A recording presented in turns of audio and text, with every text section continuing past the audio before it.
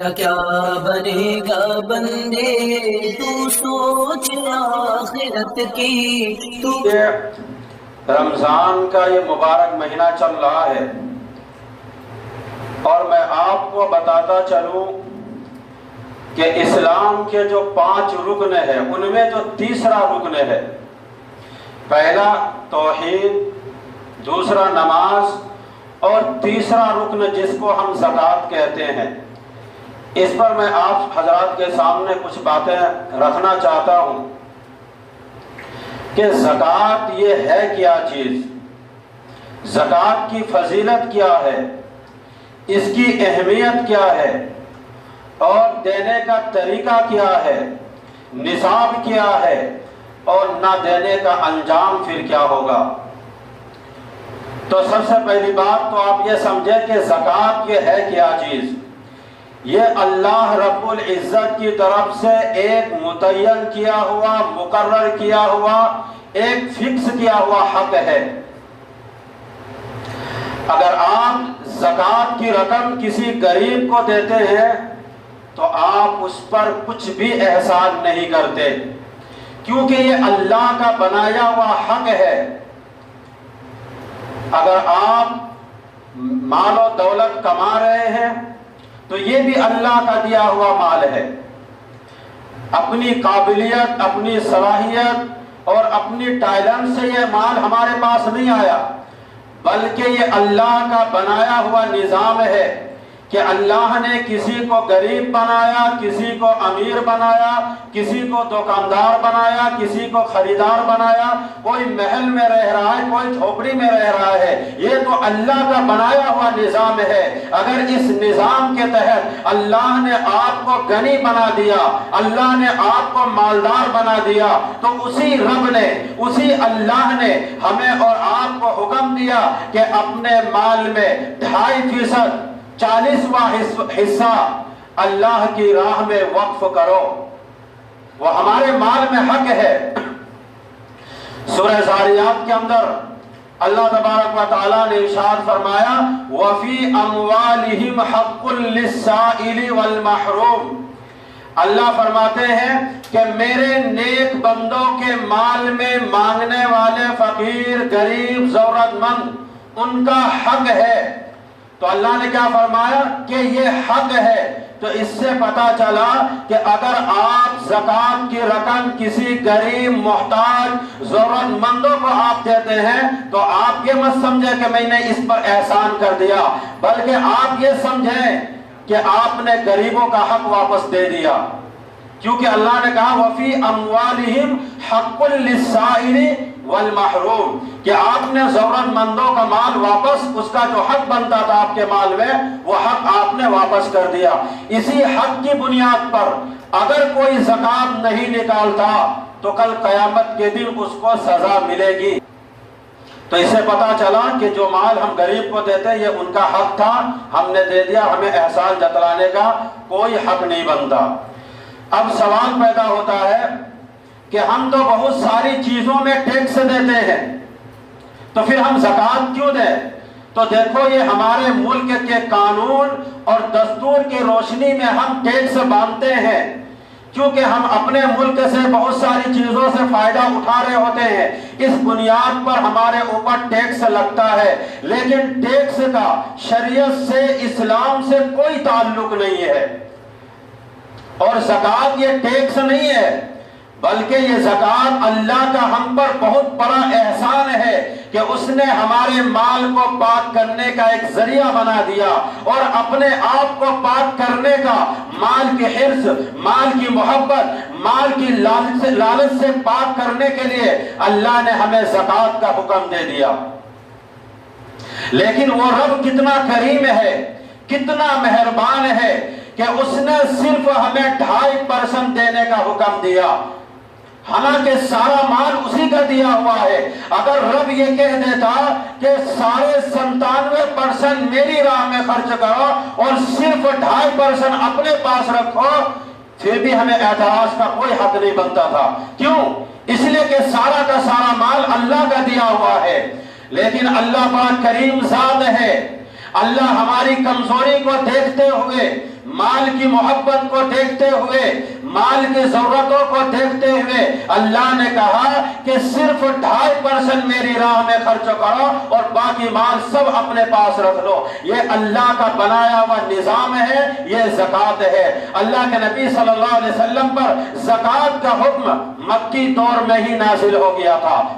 سورہ مزمل کے اندر زکوٰۃ کا تذکرہ ہے، اور علماء فرماتے ہیں کہ سورہ مزمل مکی دور میں نازل ہوا تھا۔ اس سے پتہ چلا کہ زکوٰۃ کا حکم بہت پہلے یعنی شروع اسلام میں ہی دے دیا گیا تھا۔ ہاں، زکوٰۃ کی تفصیل، زکوٰۃ کی ڈیٹیل اور ان کے جو نصاب وغیرہ ہے یہ ہجرت کے بعد مدینہ میں نازل ہوا۔ اور زکوٰۃ نہ دینے والے کا انجام کیا ہے؟ اللہ تبارک و تعالیٰ نے سورہ توبہ کے اندر بڑے دردناک اور بڑے خوفناک انداز میں ذکر کیا، والذین یکنزون الذہب والفضة ولا ينفقونها فی سبیل اللہ، کہ جو لوگ سونا اور چاندی اکٹھا کر رہے ہیں اور اسے اللہ کی راہ میں خرچ نہیں کرتے، یعنی زکوٰۃ نہیں نکالتے، فبشرہم بعذاب علیم، اے میرے حبیب، اے میرے محبوب، آپ دردناک عذاب کی خوشخبری سنا دو، دردناک عذاب کی بشارت سنا دو ان لوگوں کو جو زکوٰۃ نہیں نکالتے۔ یوم یحمى علیہا فی نار جہنم فتکوی بہا جباہہم وجنوبہم وظہورہم، کل قیامت کے دن اس کے سونے اور چاندی کو، ان سکوں کو، ان اشرفیوں کو، ان مال اور دولتوں کو، ان پیسوں کو کل قیامت کے دن جہنم کی آگ میں دبایا جائے گا۔ فتکوی بہا جباہہم، اور اس سے اس کی پیشانی کو داغا جائے گا۔ سب سے پہلے اللہ نے پیشانی کا ذکر کیوں کیا؟ اس لیے کہ انسان ضرورت مند کو دیکھ کر، محتاج کو دیکھ کر سب سے پہلے اس کی پیشانی پر سلوٹیں آتی ہے، سب سے پہلے اس کی پیشانی پر بل آتی ہے، اس لیے سب سے پہلے اس کی پیشانی کو داغا جائے گا۔ وجنوبہم، اور اس کی پہلو کو داغا جائے گا۔ انسان ضرورت مند کو دیکھا پہلو پھیر کے جانا لگتا ہے تو پہلو کو داغا جائے گا۔ وظہورہم، اور اس کے پیٹھ کو داغا جائے گا۔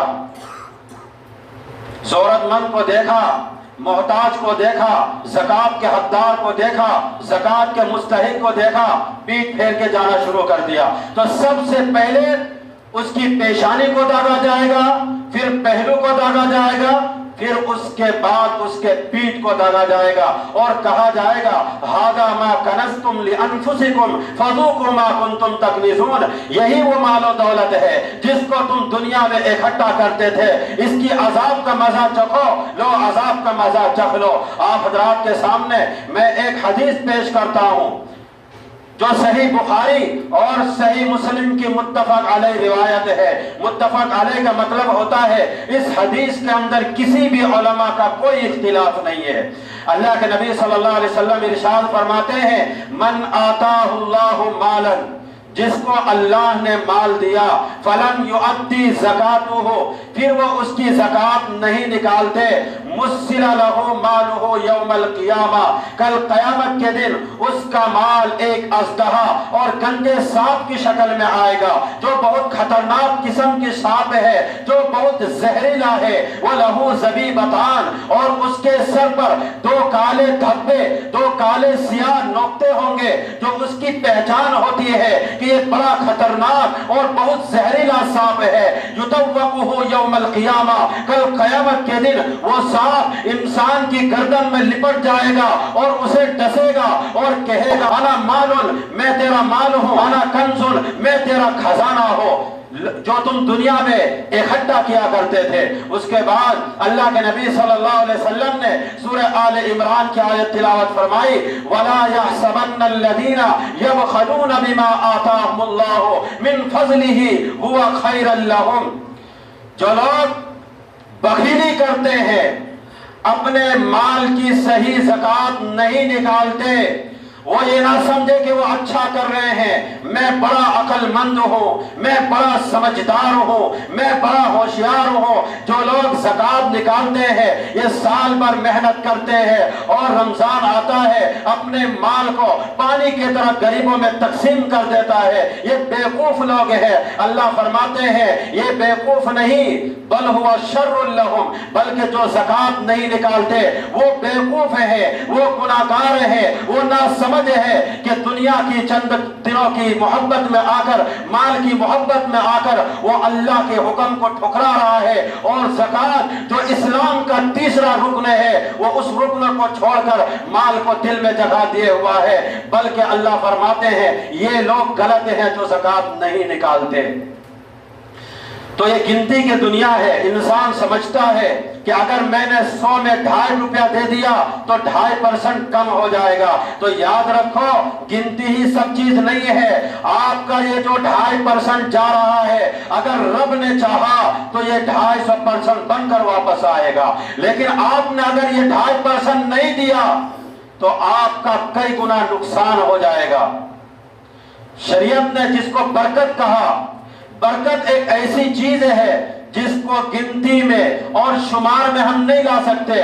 برکت ایک ایسی چیز ہے جس کو ہم دیکھتے تو نہیں لیکن محسوس ضرور کرتے ہیں۔ تو جو لوگ زکوٰۃ نکالتے ہیں، زکوٰۃ نکالنے کے بعد انسان سکون کی زندگی گزارتا ہے، زکوٰۃ نکالنے کے بعد انسان خوشی کی زندگی گزارتا ہے، زکوٰۃ نکالنے کے بعد انسان برکت کی زندگی گزارتا ہے۔ زکوٰۃ نہ نکالنے کے بعد کروڑوں روپے کما رہا ہے لیکن پریشان ہے، سکون نہیں ہے، طرح طرح کے اندیشے ہیں، طرح طرح کے ڈر ہیں، طرح طرح کی مصیبتیں ہیں، طرح طرح کی بیماریاں ہیں۔ تو اپنے مال کا زکوٰۃ نکالنے سے اللہ مال کو پاک کرتا ہے، اور اللہ تبارک و تعالی آپ کے مال کو ہلاک ہونے سے بھی بچا لیتا ہے۔ ہمارے اور آپ کے درمیان بہت ساری مثالیں اور واقعات موجود ہیں کہ لوگوں نے زکوٰۃ نکالے، اللہ نے اس کے مال کو تباہ و برباد ہونے سے بچا لیا۔ لوگوں نے اپنے مال کا زکوٰۃ نکالا، اللہ نے اس کے کاروبار کو، اس کے کمپنی کو، اس کے فیکٹری کو تباہ و برباد ہونے سے بچا لیا۔ یہ بات یاد رکھو، جو لوگ زکوٰۃ نہیں نکالتے ہیں اور اپنے مال کی صحیح زکوٰۃ نہیں نکالتے، آخرت میں جو ہوگا سو ہوگا، لیکن دنیا میں بھی اس کے ساتھ انجام بہت برا ہوگا۔ اللہ کے نبی صلی اللہ علیہ وسلم ابن ماجہ کے حدیث میں فرماتے ہیں کہ زکوٰۃ نہ دینے سے بارش نہیں ہوتی۔ جو لوگ اپنے مال کی صحیح زکوٰۃ نہیں نکالتے، آسمان سے بارش ہونی بند ہو جاتی ہے۔ اس سے پتہ چلا کہ یہ اللہ کا بنایا ہوا نظام ہے، اگر ہم نے اس کو فالو نہیں کیا اور ہم نے اس پر عمل نہیں کیا تو قدرتی آفتیں آئیں گی، قدرتی مصیبتیں آئیں گی جس کے بوجھ کو ہم برداشت نہیں کر سکتے، اور اس کا علاج اور اس کا حل بھی ہمارے پاس نہیں ہوگا۔ اس لیے اللہ تبارک و تعالیٰ نے قرآن کریم کے اندر 88 مقامات پر، 80 پر 8 مقامات پر، بلکہ اس سے بھی زائد اللہ نے زکوٰۃ کا ذکر کیا۔ زکوٰۃ نہ دینے والا بالاتفاق گناہ کبیرہ کا کام کرتا ہے، اور زکوٰۃ کا انکار کرنے والا بالاتفاق کافر ہے، وہ مسلمان نہیں ہے۔ حضرت ابوبکر صدیق رضی اللہ تعالیٰ عنہ کے دور میں کچھ لوگوں نے زکوٰۃ دینے سے انکار کر دیا۔ وہ کہنے لگے کہ ہم نبی کے دور میں زکوٰۃ دیتے تھے، نبی زندہ تھے، نبی موجود تھے، ہم زکوٰۃ دیتے تھے، اب نبی موجود نہیں ہے، نبی زندہ نہیں ہے، ہم زکوٰۃ نہیں دیں گے۔ تو حضرت ابوبکر صدیق رضی اللہ تعالیٰ عنہ نے ان کے خلاف جنگ کی، ان کو کافر مانا، ان کو مشرک مانا۔ اگر تم زکوٰۃ کا انکار کرتے ہو تو تم اسلام کے اندر نہیں ہو، اگر تم اسلام کے اندر ہو تو زکوٰۃ دینی پڑے گی۔ حضرت ابوبکر صدیق رضی اللہ تعالیٰ عنہ نے اس موقع پر جو بات کہی رہی تھی آج بھی اس کو بہت یاد کیا جاتا ہے۔ حضرت ابو بکر صدیق رضی اللہ تعالیٰ عنہ نے کہا تھا کہ اگر نبی کے دور میں اگر تم زکات میں اونٹنی کا بچہ دیتا تھا اور ساتھ میں وہ رسی بھی دیتا تھا، جب تک میں ان چیزوں کو لے نہ لوں اس وقت تک میں سکون اور چین سے بیٹھ نہیں سکتا۔ اس واقعے سے بھی پتا چلا کہ زکات نہ دینے والا گناہ کبیرہ ہے اور زکات کا انکار کرنے والا بالاتفاق کافر ہے۔ تو زکات یہ اسلام کا ایک فریضہ ہے، زکات یہ اسلام کا ایک رکن ہے۔ زکات کے بغیر نہ ہماری آخرت کامیاب ہے، نہ ہماری دنیا کامیاب ہے، نہ ہم دنیا میں سکون سے رہ سکتے ہیں اور نہ آخرت میں ہم چین سے رہ سکتے ہیں۔ تو اب ہم زکات کن کن لوگوں کو دے سکتے ہیں اور زکات کا نصاب کیا ہے؟ تو زکات کا نصاب تو سب لوگ جانتے ہیں کہ 4 چیزیں ہیں: سونا 7.5 تولہ، چاندی 52.5 تولہ، یا نقدی پیسے ہو یا مال تجارت۔ یہ 4 نصاب ہیں۔ کسی کے پاس 7.5 تولہ سونا ہے تب بھی زکات ہے، کسی کے پاس 52.5 تولہ چاندی ہے تب بھی زکات ہے، کسی کے پاس اتنے پیسے ہیں جو پیسے 52.5 تولہ چاندی کے قیمت کو پہنچ جائے تب بھی زکات ہے۔ اگر کسی کے پاس مال تجارت ہے، اس کے پاس سونا بھی نہیں، چاندی بھی نہیں، پیسے بھی نہیں، لیکن مال تجارت ہے اور وہ اتنا ہے کہ 52.5 تولہ چاندی کے قیمت کو پہنچ رہا ہے تو تب بھی اس پہ زکات ہے۔ لیکن اگر کسی کے پاس ایسا نہیں، کچھ سونا ہے، کچھ چاندی ہے، کچھ پیسے ہیں، کچھ مال تجارت ہے، اگر ان چاروں کو ملانے کے بعد بھی اگر 52.5 تولہ چاندی کے قیمت کو پہنچتا ہے تب بھی زکات ہے۔ اگر ان چاروں نصابوں کو ملانے کے بعد اگر 52.5 تولہ چاندی کی قیمت کو نہیں پہنچتا پھر اس پر زکات نہیں ہے۔ اب زکات ہم کن لوگوں کو دے سکتے ہیں؟ اور زکات میں وہ بھی چیز آ جائیں گی، آپ نے جو زمین خرید کر بیچنے کی نیت سے خریدی ہے اس زمین پہ بھی آپ کو زکات دینی پڑے گی۔ اسی طریقے سے آپ نے کوئی مکان خریدا اور اس کو بیچنے کی نیت سے خریدا ہے تب بھی آپ کو زکات دینی پڑے گی۔ فی الحال آپ کا اگر وہ مکان یا وہ زمین فروخت نہیں ہے تو ابھی فی الحال جو قیمت اس کی بنتی ہے اس قیمت کے حساب سے آپ کو زکات نکالنی پڑے گی۔ زکات کن لوگوں کو دے سکتے ہیں؟ زکات کی رقم صرف مسلمانوں کو دی جائے گی، غیر مسلم کو آپ نہیں دے سکتے۔ ہاں آپ ان کو صدقہ دے سکتے ہیں، خیرات دے سکتے ہیں، ان کی مدد کر سکتے ہیں، لیکن آپ زکات کی رقم غیر مسلم کو نہیں دے سکتے۔ کیوں؟ اس لیے کہ اللہ کے نبی صلی اللہ علیہ وسلم نے حضرت معاذ بن جبل رضی اللہ تعالیٰ عنہ کو جب یمن بھیجا تو اللہ کے نبی نے فرمایا کہ معاذ جہاں تم جا رہے ہو پہلے ان کو ایمان اور توحید کی دعوت دینا، جب توحید سمجھ میں آ جائے تو ان کو نماز کی تلقین کرنا، جب نماز کا طریقہ سمجھ لے تو پھر ان کو اگلی بات کہنا ان اللہ قد افترض علیہم زکاۃ قد افترض علیہم صدقۃ، کہ اللہ نے ان لوگوں پر زکات فرض کی ہے، تؤخذ من اغنیائہم وترد علی فقرائہم، جو مسلمانوں کے مالداروں سے لی جائے گی اور مسلمانوں کے غریبوں کو وہ پیسے دیے جائیں گے۔ تو اس حدیث سے، نبی کی صحیح حدیث ہے، اس حدیث سے پتہ چلا کہ جس پر زکات فرض ہوگی اس کا بھی مسلمان ہونا ضروری ہے اور جس کو زکات کی رقم دی جائے گی وہ بھی مسلمان ہو۔ تو زکات کی رقم آپ صرف مسلمان کو دے سکتے ہیں، غیر مسلم کو نہیں۔ اور زکات کہاں کہاں دے سکتے ہیں؟ زکات کے مصارف کیا ہے؟ تو قرآن میں واضح طور پر 8 قسم کے لوگوں کا تذکرہ کیا۔ عام طور پر قرآن کسی چیز کی ڈیٹیل اور تفصیل بیان نہیں کرتا، لیکن زکات کی تفصیل اللہ نے قرآن کے اندر کی ہے۔ آپ سنیے کہ زکات کی رقم ہم کن کن لوگوں کو دے سکتے ہیں۔ زکات کی رقم صرف 8 جگہوں پر آپ دے سکتے ہیں، نوا کوئی جگہ ہے ہی نہیں۔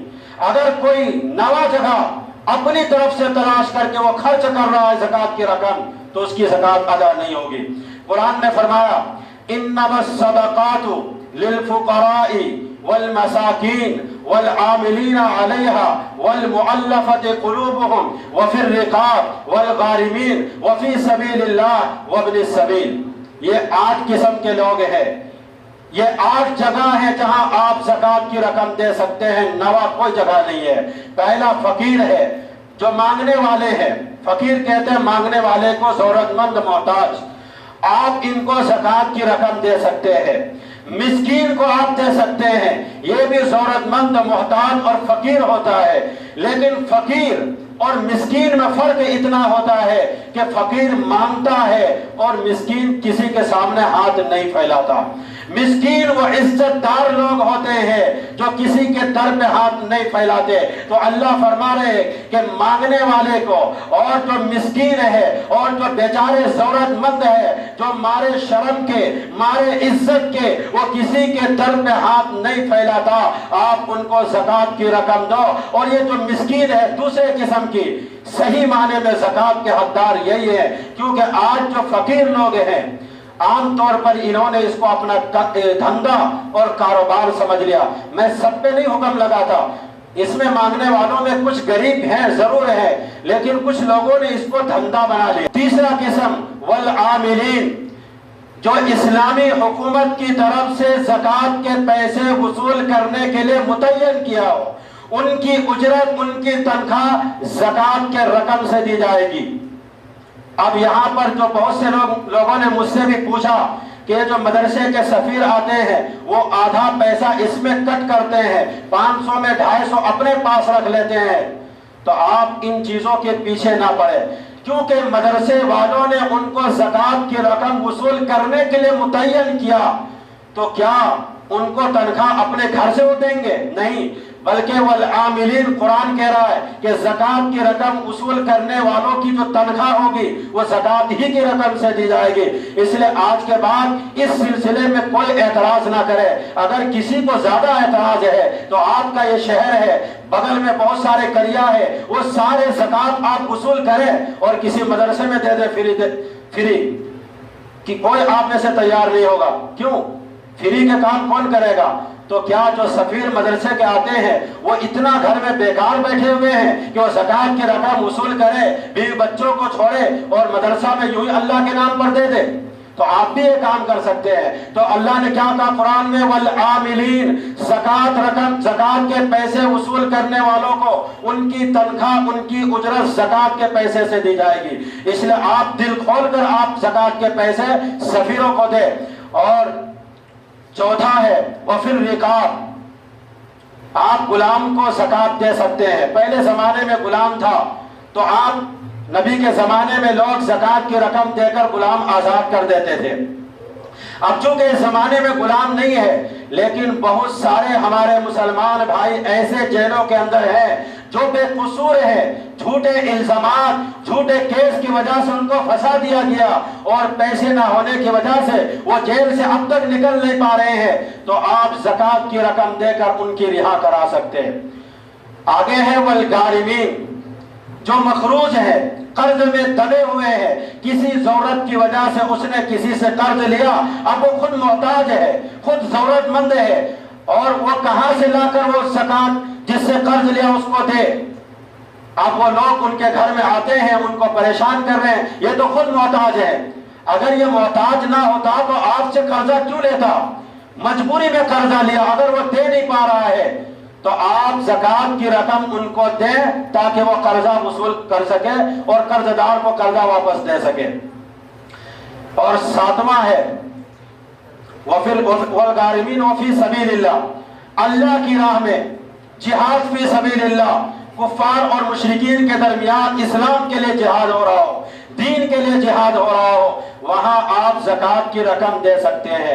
جس طریقے سے جہاد کے ذریعے اسلام اور ایمان کی حفاظت ہوتی ہے، اسی طریقے سے علماء نے یہیں سے ایک مسئلہ نکالا کہ یہ مدرسہ جو ہے یہ بھی ایک دین کا قلعہ ہے، دین کی حفاظت کا سب سے بڑا ذریعہ مدرسہ ہے۔ 1450 سال پہلے جو نبی کے دور میں دین تھا، اس مدرسے کی برکت سے آج بھی وہ دین، آج بھی وہ نمونہ ہمارے مدرسے کے اندر پایا جاتا ہے۔ اگر یہ مدرسہ نہ ہوتا تو یہ نبی کی دین کب کا مٹ گیا ہوتا۔